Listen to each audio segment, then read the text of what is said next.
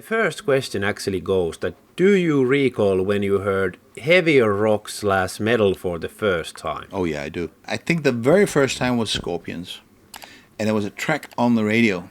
It was The Zoo, which is kind of a blues metal song somehow. And I just loved it. And I remember that the boyfriend of my sister had the record, and he gave it to me. I think that was my first getting in touch with hard rock kind of music. I met a friend when I was still in school. He was in the next class. He was really into metal, and I got befriended with him, and he played all like the Judas Priest and Iron Maiden, all that stuff to me. But another thing that I've noticed out of myself, apart from him later on getting me into this type of music, was Run to the Hills by Iron Maiden. That was kind of getting into the charts in those days, which was, I think it's quite uncommon today to have. I don't know what the chart situation is. I mean, we have been number one with our own record in 21 in Germany, but I don't know according to singles if that's still the situation. But in the 80s, you still had hard rock songs climbing the normal charts, and I heard Run to the Hills, and I thought, what's that? I thought it was amazing, the energetic vocals, but these are the only two things that I remember where I was like, just by accident, turning on the radio, heard something in that genre. So were those vocalists also the kind of vocalists that spark you into your journey to become a vocalist When it comes yourself? to this type of music, when I was 9 years old, I got into Elvis. Okay. When he died, they started to show him on TV, and I love Elvis. I think he was just one-off, like nobody. It makes me feel good listening to him. I didn't know anything about hard rock, so I was kind of doing that sort of thing. I was getting an acoustic guitar at Christmas, and I was singing Beatles songs and Elvis songs. And then when I got into the metal thing, it was a different situation. I pretty soon made my own band, like a school band, and we started to play some of the songs like pretty much everybody starts. Like you not cover, but you just play the songs of the bands you like. And that was when I was trying to sing higher keys because of Maiden and Judas Priest and later on Queensryche. That was also something that really, really got to me. You know, this theatrical, almost opera-like style that he had. Queensryche was different. I remember very well, we went to see Ronnie Dio. I'm not sure, but I think it was Lost in Line tour, or something like that. And he played in Hamburg, Germany, and he had Queensryche as a support act. We didn't even know who they were. We couldn't even read the name. We thought it was a hair band or something like that. We didn't care. And they started off with the it was a Knight Rider or something like that. And we were both like, wow, what's that? You know, it's like next day we bought the album The Warning, and it took us like 2 or 3 times listening to it to get it, because it was produced so weirdly. Loud drums, loud vocals, and the guitars are kind of reverby in the back. It was different. But it gave it that avant-garde kind of very intelligent and almost intellectual sound somehow. I don't know. I love this record. I still think it's one of the best records they did. And then I got more into trying to figure out how to do that, you know, vocally. So we were kind of trying to play some of those songs, stuff like that. It was a lot of influences, but I remember that Geoff Tate, he had like a profound impact on me when it comes to this type of singing, you know. So when you started doing more like heavy metal based singing, were you first sort of trying to mimic all these idols of yours, and then trying to figure out your own way to do things? You always do that. It's like every singer that, I mean, anyone who tells you it's different is lying. You get excited about something and you copy it. You're trying to, how does that work? On the guitar, the same thing. Guitar players try to mimic what they're doing with the someone that they hear or whatever.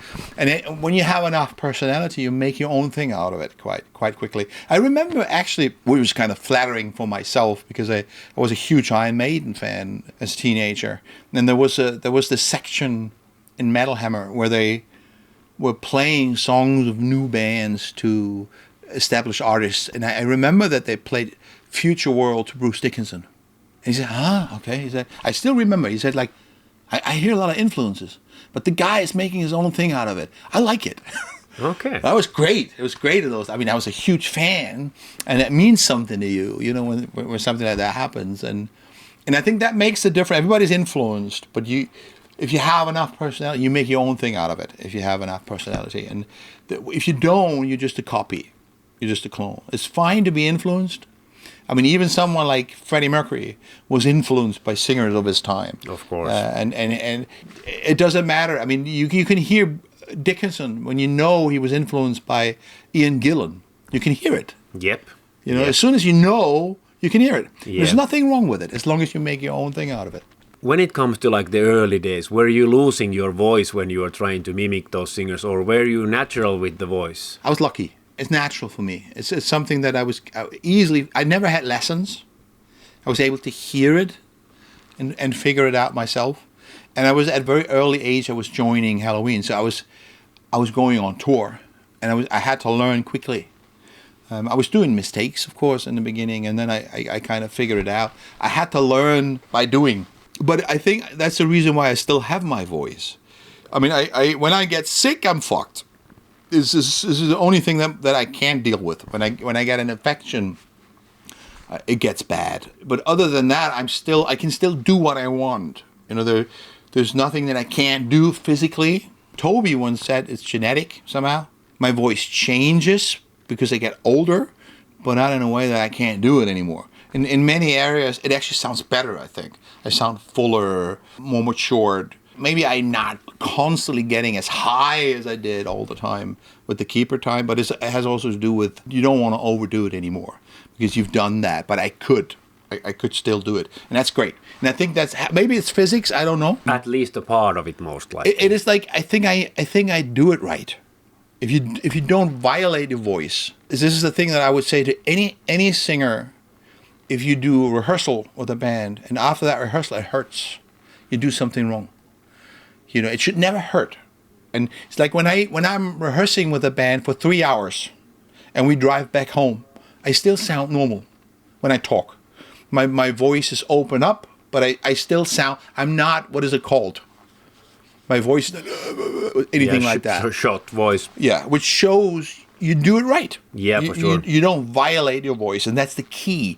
Anything you do that's unnatural to your voice is going to hurt it. It's going to damage your voice. And if you go on tour with that, you're going to do one or two tours and then you're done. Because your voice doesn't work that way. You got to figure out your way of doing it. It should never hurt. It's really important. You already mentioned that you hopped into Helloween when you were very young, and you immediately hopped also on the road and played shows. Were you ready as a vocalist to do like show after show after show, or was it like those first tours a super learning experience for you? I needed to learn fast. I mean, it wasn't easy. But it had such a dynamic. The whole band, we had so much fun, and that gives it a drive, so you kind of learn it. It didn't take much. And the second tour, I think I was there. It was just the very first tour where I was still, 18 years or 19 or whatever. I think it was 18. I had to learn a lot of things, and we had our butts kicked by Overkill. Okay. We had this American band that has made thousands. I love the guys. It was a great tour, and they supported us, but they were way better. They was just been on tour for forever or whatever. But it was a motivation. We got there. It didn't take long. There have been some shows where I thought they kicked our asses, but then we got there. But that's how it is. You got to learn. In terms of speaking about warming up a voice for show, did you have any kind of routine back then when you were young, and how has that evolved during the years? Do you nowadays warm up before the show? Yeah, but not as much as I did. I was like when I did a little bit when I was younger. I totally overdid it when I restarted to play live. It's like around Unisonic, like 2010, and I totally overdid it. I was like doing 1.5 hours warm up. I don't know why. I even had a little a machine with a mixing desk, and I was singing it was ridiculous. I mean, I shouldn't have done that. Nowadays, I don't do as much. I do a little, just if I talked, it's almost enough. I check it out. If I'm good, if I'm before we go on tour, we do the rehearsals, and before we rehearse, I practice for myself. I usually, like weeks before I even show up at the rehearsal room, I have been practicing. So you are sort of like building up the muscle. Yeah, again. exactly. And I know the shit. It's like when I get into the rehearsal room, it's just for the vibe. I don't need it. I just do it for the band and for the spirit and whatever. So it's like when we go on tour, I'm trained, and the voice is fine. And when the voice is there, you don't need to do much. You don't need to do too much. You know, Joey Belladonna, he's a great vocalist, a great guy. Love him. He doesn't do anything. Yeah, and Udo does that. He just has a sip of whiskey and then spits and goes on stage. But so even, there's two different Udo has schools. his own style. He's like very rough. Yeah. But Belladonna sings clear and if he wants to. Yeah. He has this very high-pitched voice and all that, but he doesn't do anything. He doesn't have to. I just noticed I don't need as much as I thought.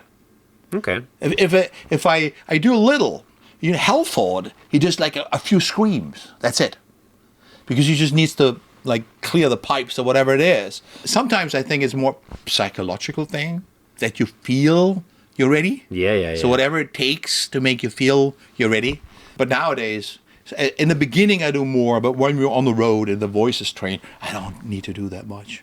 Are there like some specific foods or drinks that you want to take before the show that you have felt that they help you somehow with the singing? Or on the opposite side, something that you don't want to take that you have felt that they harm you with the vocal cords? What is not so good is everything with sugar. Okay.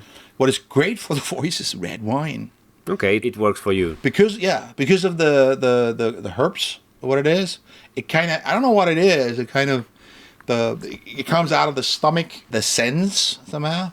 I always felt like I think Pavarotti did the same thing. He was drinking a lot of red wine.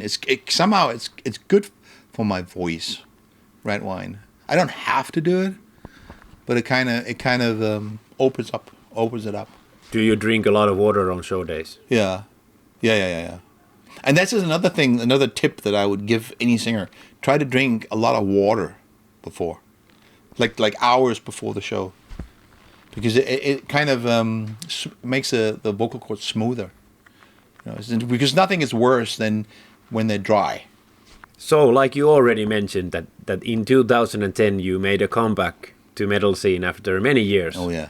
So, did you have to do like things differently? Because singing is a muscle, so if you don't do it for a long time, it sort of gets rusty again. So, did you have to like rehearse more and practice more? And how were those like first shows? I was still quite young when it was like my early. It was like 41 or something when we did this. So it was not so much in terms of age.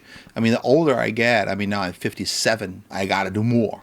You know, I gotta physically prepare a lot more, which I actually kind of begin to enjoy. To be honest with you, it's like last year was the first time that I started to take care of myself.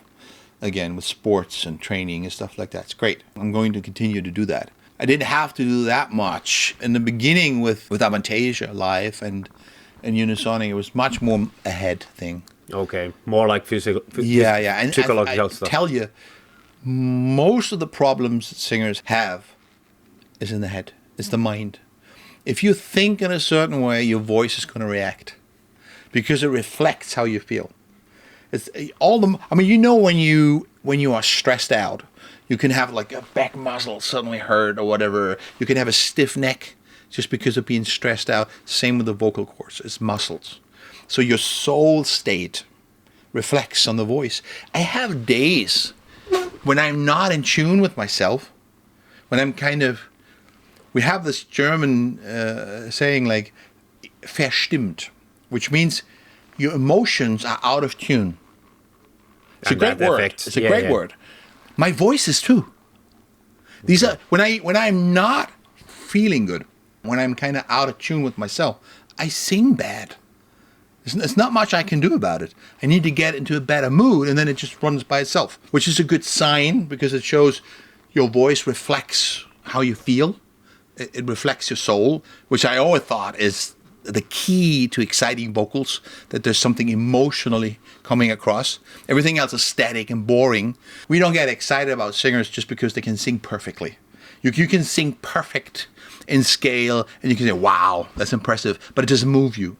It's the emotions are the thing. And that's why good vocalists, when they're not in tune with themselves, or they feel bad, or they're in a drama, or they have something really bad happens in their life, you can hear it. You can hear it. You can hear it with Elvis. When you see the later recordings, you can hear how unhappy he was.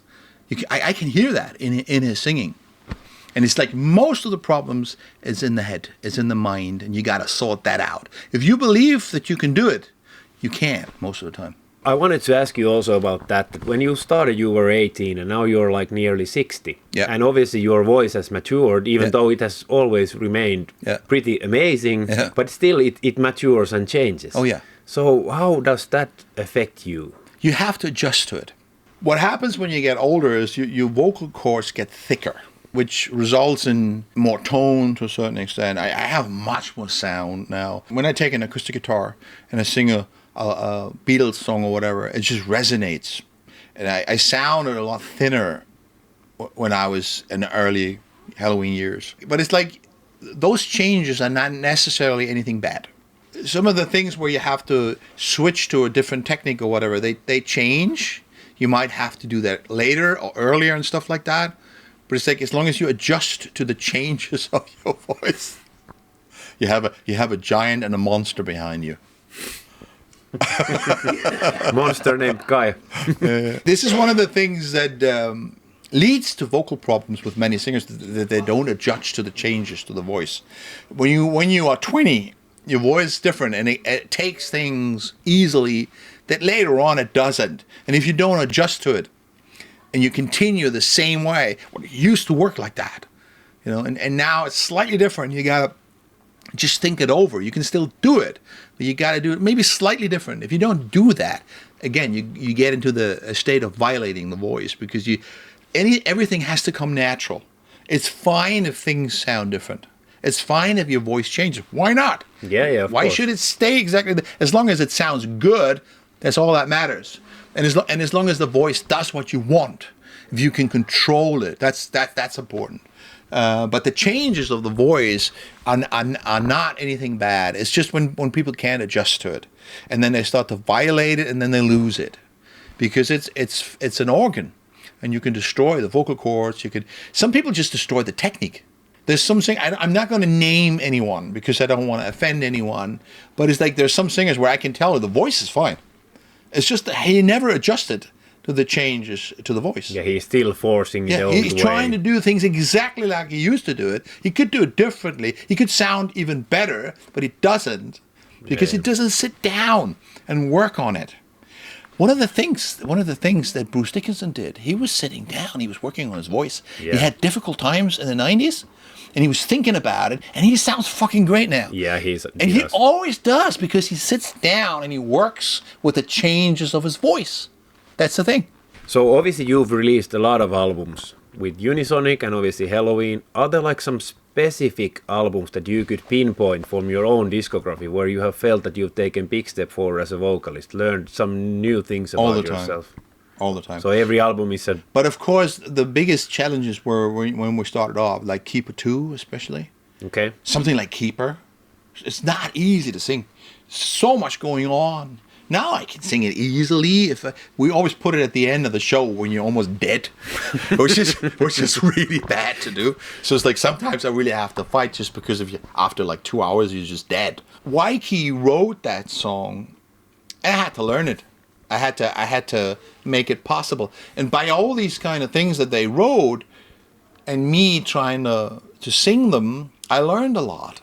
Technically, and how to do it, and then you go on tour and you sing them every night. That's how you improve, So it's like I owe Helloween a lot in terms of what I learned to do in terms of singing, and it's always challenging. And every song, not every song, but there's always a song coming up that is a challenge, something where you have to figure out how to do it to make it convincing. I mean, of course, now in the situation we're in at the moment, it's an easy solution to say you sing it, It's just if the song right now, I want you to sing it. I said, it happened with Universe. I didn't like my first demo version of it. I didn't like the second studio version of it. And I was almost saying, like, let someone else do it somehow. And Sasha said, no, I wrote it for you. I want you to do it. So I did it. I think some of the things I recorded 3 times, and then it worked. But you had to put some time in it and do it again and figure it out, because it has a melody that can easily be static. But it's not like Eagle Fly Free. It's a melody that Eagle Fly Free works because it's a melody that takes you. Just the melody by itself is cool and makes a song great. And if you have a song by Universe, it doesn't automatically work. You have to find a way to make it exciting, and that took a while. And that's a challenge. And I didn't give it away. I was like, okay, let's try it again and whatever. And then we spent some time on that song. Other songs were just done. It was like I never sang them before. We did a first print, so I just learned the lines, and then we recorded it, and it worked. Okay. Happens. But Universe was one of the songs I needed to do almost like, I think, most of the parts 3 times until I liked it. I felt like now it works. But that's a challenge. That's just what you got to do. And I mean, it's a temptation to say, you sing it. But he didn't want anyone else to sing it. He wanted me to sing it, so I had to work my way into it. So are there like any new things on the upcoming Helloween album which you haven't tried out vocally before? Oh, yeah. I mean, there were a whole bunch of songs where I was singing a lot rougher than I would normally do. There's a certain, there are various techniques you can do. You can sing very Geoff Tatey, yeah, which is very controlled. You don't necessarily shout much, but it's very, very tonal. It's like very tone oriented, and you don't sing that loud, and the voice just carries itself. And some songs need that. But there were a whole bunch of songs where you do the hell for it, really. It's like, it's me, but the technique is you push more and you sing rougher. That was different on this record. This record had a whole bunch of songs where it kind of was fitting the most to be a little rougher and a bit more rock and roll. So obviously now you are in the band with 2 other singers, Kai and Andy as well. So have you learned anything from them, or just something from them to your voice? Not really. I mean, you do your thing, and you have to. I couldn't think of anything at the moment because it's like we are very different. I mean, Andy can sing less aggressive if he likes to, and he used to do that in the early years more than he does now. Nowadays, he's more aggressive all the time. But this is like, not all the time, but it's like, it's one of the things that he likes to do, and I think it's great because I don't like to do it too much. So it's like we kind of split the songs in a way that that it fits, so that I can do my thing and he does his thing. But I think it is important. I mean, you learn something from the personality. You learn something from the attitude. One of the things that he definitely does better than I is when he gets sick. He doesn't show. He gets sick. He's still in great mood backstage, which I thought was great. I'm like dying. I hate it. I can't stand it. I hate having to go on stage and not being really able to. I hate that. I mean, these are situations where I want to quit. That's how much I hate it. Not because of ego or whatever. I don't know why. I cannot stand being in the spotlight, having to deliver, and you can't because you're sick. But he can deal with it. That was one of the, that sort of stuff you learn. Attitude, or how to deal with certain situations. And I think that goes vice versa. There are certain things where I'm different than him and he finds inspiring, and the other way around. But in terms of the singing style, you stay yourself and you gotta be yourself. I think that's part of the quality, that he sounds like him and I sound like myself and Kai sounds like him, So what were your parents' reactions when they heard you become a heavy metal singer? They couldn't care less. Okay. It's one of those things. My parents were nice. The relationship that I've had with my parents were almost a bit cold. My mother did a great job when we were young. She was a great mother. She was something like a light. But later on, when we were adults, she didn't care that much. It was like everybody was living their own lives, and she was just happy if I could pay the bills. But that's how many parents are. They just care about that you're doing well financially. In terms of I was not her music. I mean, I was too loud and too wild, But it was also very new at the time. So. Oh, of course, yeah. Last question, and you partly already answered this, but any kind of advice that you would like to give to a young metal vocalist who is just about to start their journey? Yeah, I mean, be influenced. Try to find out how people you admire do it, but then try to make your own thing out of it. I mean, when we recorded the vocals for pretty much all of the songs, you always have a demo. And on the demo, usually the songwriter sings. I mean, if it's a song that I'm supposed to sing that Andy wrote, of course he did the vocals so that you could, that's how it goes. Believe it or not, when Mikey writes a song, he sings on it. Okay. Which sounds weird. And he tunes it, he can't sing. So he tunes it with the tools or whatever. And it's sometimes so hard to figure out what he really wants. Sasha can sing. When he makes a demo, he has some decent vocals on it. So you have the tendency, when you record your vocals, to copy that. Because you have that in your ear. And it takes some time, even for myself, to get out of it. And one of the key arguments that Charlie, one of the producers, said, doesn't sound like Kiske enough. It's not enough Kiske now. And I understood what he means, so we kind of did it again. It's like in the very first, like I said earlier, we just did some kind of a print. It's like we do every line so that I learn the melody, how it works. And then the next time we're trying to do like a more connected recording of it so that it feels more organic. And when that has sunken in, most of the time the next day I did a real recording, forgetting everything we've done, like letting it sink in and make my own thing out of it. Because I shouldn't sound like Kai, I shouldn't sound like Sasha, I shouldn't sound like Andy. And that's the same thing with young musicians. Whatever you do, try to make your own thing out of it. Because uniqueness lies in personality. That's all it is. And there's only one you. So you need to find your way, and that makes you unique. And that makes you relevant. If you just copy someone else and that's all you do, you're almost useless. You might sound nice, but he does it already. And if you just copy it, he probably is going to do it better. So find your own ways.